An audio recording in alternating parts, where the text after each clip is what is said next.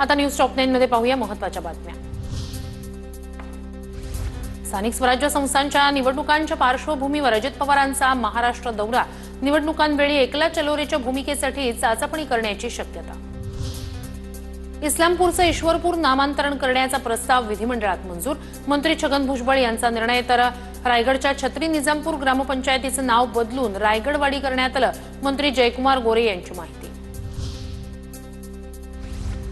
Note घ्या मतदान करा म्हणत 120 कोटी वाटले, ठाकरेंच्या शिवसेनेचे नेते विनायक राऊतांचा खासदार नारायण राणेंवर प्रहार।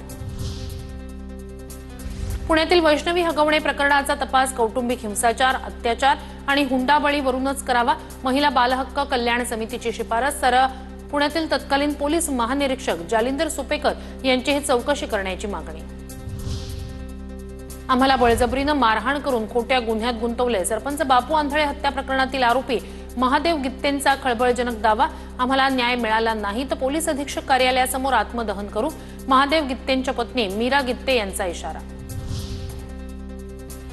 बिहारमध्ये प्रशांत किशोर यांना रॅली दरम्यान मोठी दुखापत, पाटण्यातील रुग्णालयात उपचार सुरू। प्रशांत किशोर भाषण न देताच घटनास्थळावरून उपचारासाठी रुग्णालयात दाखल।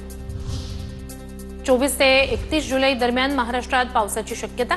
31 जुलै ते 7 ऑगस्ट दरम्यान मध्य महाराष्ट्र आणि मराठवाड्याच्या काही भागातही सरासरीपेक्षा जास्त पाऊस पडण्याची शक्यता। पावसामुळे नागरिकांना दिलासा मिळण्याची शक्यता। देशभरात मोफत रेशनचे लाभार्थी 4 वर्षात 1,17,00,000 वाढले, अन्न पुरवठा मंत्रालयाची माहिती। भांडवली नफ्याद्वारे उत्पन्न मिळणाऱ्या व्यक्ती किंवा हिंदू अविभक्त कुटुंबांना 2024-25 या वर्षासाठी ऑनलाईन पद्धतीने प्राप्तिकर भरता येणार, प्राप्तिकर विभागाने एक्सवर याबाबतची दिली माहिती।